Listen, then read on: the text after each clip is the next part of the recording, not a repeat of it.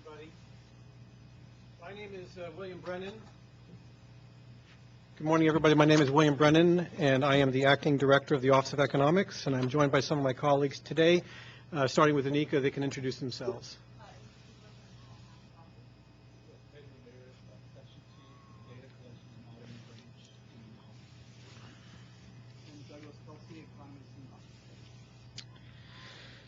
So the standard legal disclaimers. Today's workshop is being conducted by board staff. The statements we make do not constitute official board positions or policies. Nothing we say here binds the board or constitutes legal precedent. The board staff here today are working on this proceeding and will continue to do so after this technical workshop. So this technical workshop is not like a mediation proceeding where board staff would be recused from later participation. Participants should be mindful that the workshop is being streamed live and is public and should refrain from disclosing any confidential information. A recording of this event will be made available on the board's website.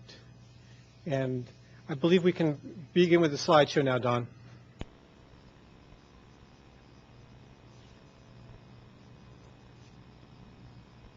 All right, our objectives. Our objectives today.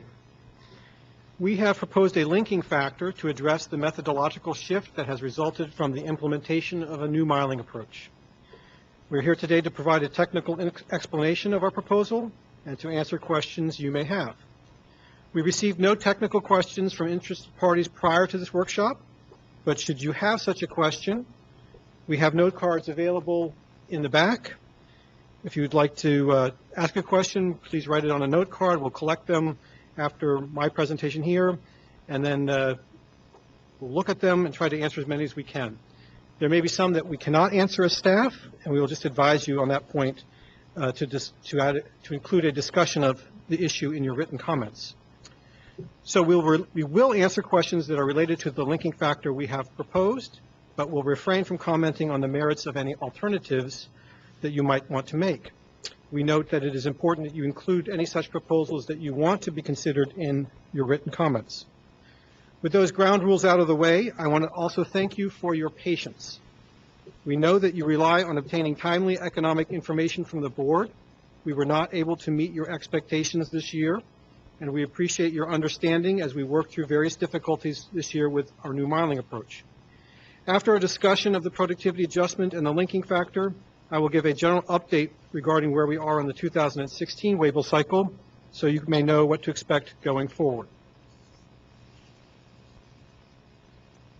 Productivity is simply a relationship between inputs and outputs. The more outputs you make holding inputs constant, the more productive you are. The fewer inputs you require to generate a given level of output, the more productive you are.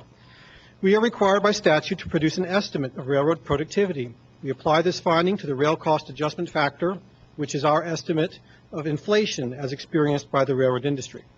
As a result, we have the rail cost adjustment factor U, which is our measure of inflation without productivity, and RCAF-A, which is our measure of inflation with productivity. We use our carload Weibull sample, our annual sample of all railroad movements with some 660,000 plus records, to estimate changes in railroad productivity. As applied to the RCAF, we use a 5-year moving average of an output index divided by an input index. Each Weibull movement is assigned to one of 189 categories, 189 buckets, if you will, depending on how far it travels, what type of car is used, how many cars are tendered, and how much the good weighs. Very standard stuff. The output index is then calculated as the year-to-year change in ton miles across each of these 189 categories, weighted by that category's share of total revenues. To calculate ton miles, one must have a mild waybill, and changes in the miling methodology change our productivity calculations. So it's important to note here that adding more ton miles of low revenue traffic contributes less to output than a similar addition of high revenue ton miles. Before 2015, we obtained our estimate of miles from a company called ALK Technologies, which produces the PC Miler software. For this purpose, ALK used a proprietary algorithm that effectively identified the most likely route a particular movement would take from its origin to its destination. In 2015, the Federal Railroad Administration awarded a contract to produce the waybill sample and mile it to Rail Inc. Rail Inc. is no stranger to the waybill sample. It has been our lead contractor for many years. What was different in 2015 was that Rail Inc. proposed to mile the waybill itself using event-based location or transponder data rather than rely on ALK Technologies as a subcontractor as it had done in the past. Though both methodologies aim to mile the movements in the waybill, they produce different distances, which in turn affects our productivity decision. Because the board does not want a simple change in methodology to affect its productivity figure, the board proposed that a linking factor should be applied to adjust for those changes in distances that arise solely from the change in methodology. Our proposal to create a linking factor has nothing to do with whether the new methodology produces results that are longer than or shorter than the previous methodology. We do not care about which way it goes. We do care about whether the methodology is different.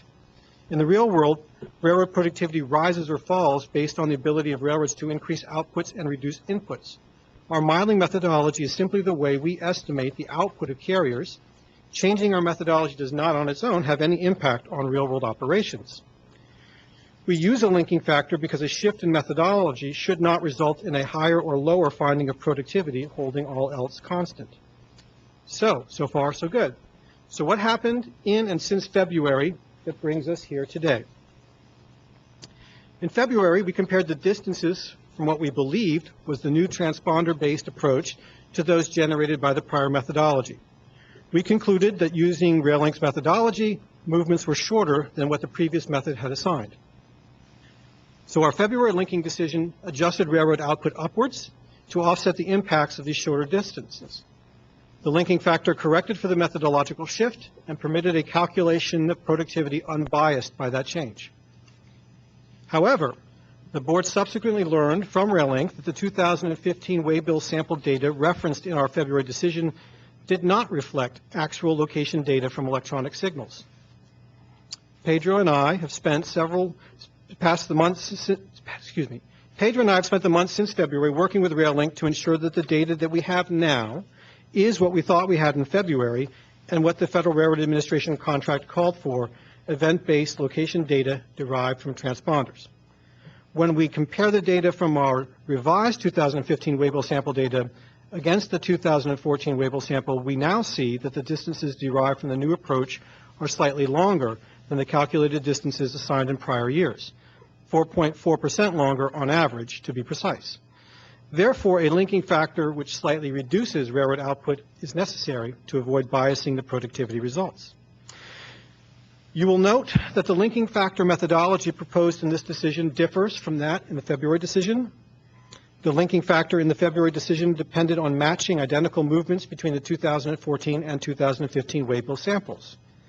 Now that we are actually looking at transponder data, we see that relying on such a matching approach is more difficult because the location-based data demonstrates that cars do not always take the same route between the same origins and destinations. The board therefore developed an approach that does not require matching. Instead, we relied on a linear regression to estimate the 2015 ton miles that the ALK approach likely would have generated and compared it to what the Rail Inc. approach did generate. It might be easier to see this by looking in our next slide. As you can see, we have two lines that are highly correlated with one another. The top green line is the number of ton miles from the Class 1 railroads as they report them to us in their R1.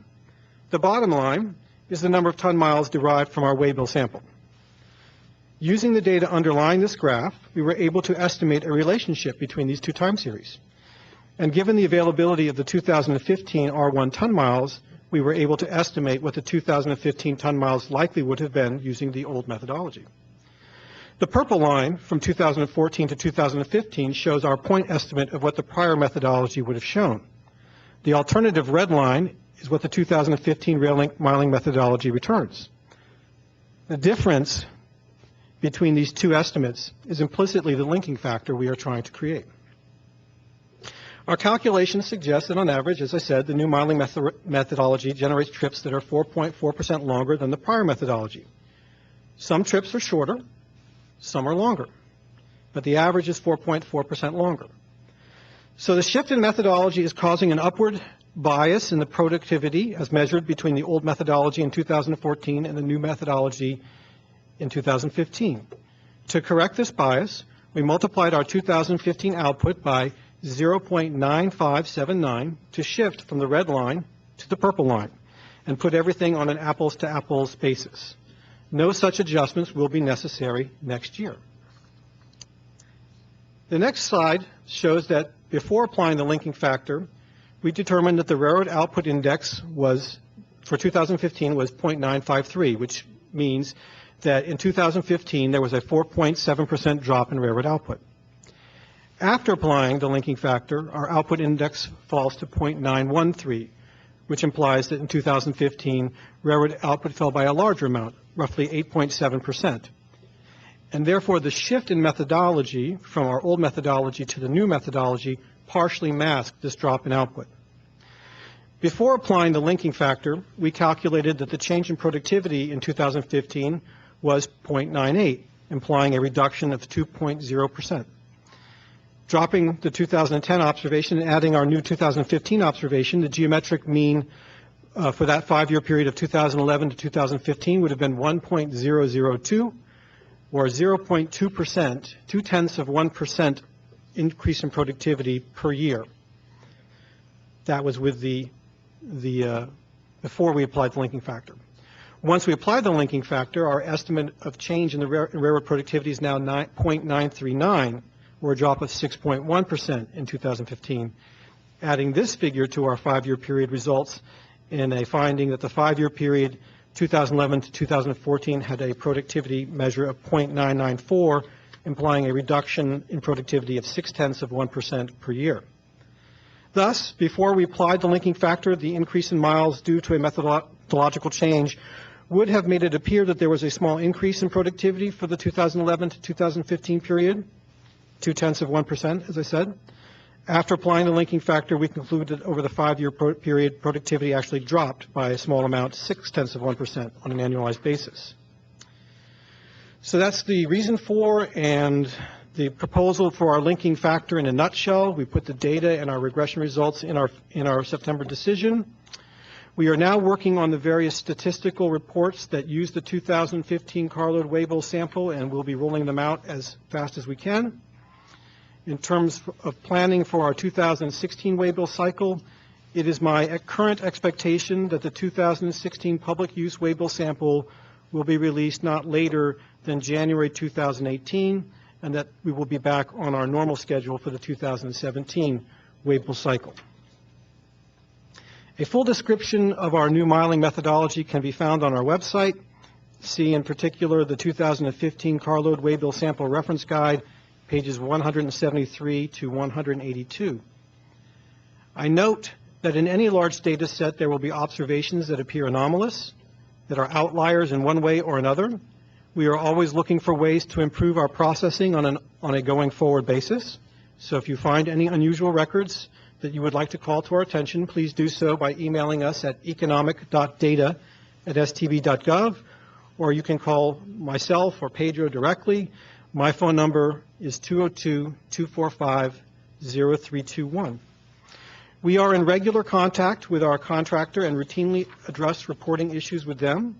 Right now, for example, we are working with RailLink to improve the cross-border logic we use to identify where the U.S. portion of a movement begins and ends. After releasing the 2015 waybill, we have identified a small number of records, something like 0.2% of the records, that cross the Canadian border and then appear to cross it again, even though we believe only one border crossing actually took place. We hope to correct this anomaly in the 2016 waybill cycle, but if we are not able to do so, we will do so in the 2017 waybill cycle. Thank you so much for coming. That is the sum of my presentation here at our technical workshop. At this stage, if you have any questions, we do have the index cards, and we will address them as best we can. We'll take a short break while we gather those questions, and we look forward to your written comments on the linking factor. Thank you very much. So are there any questions?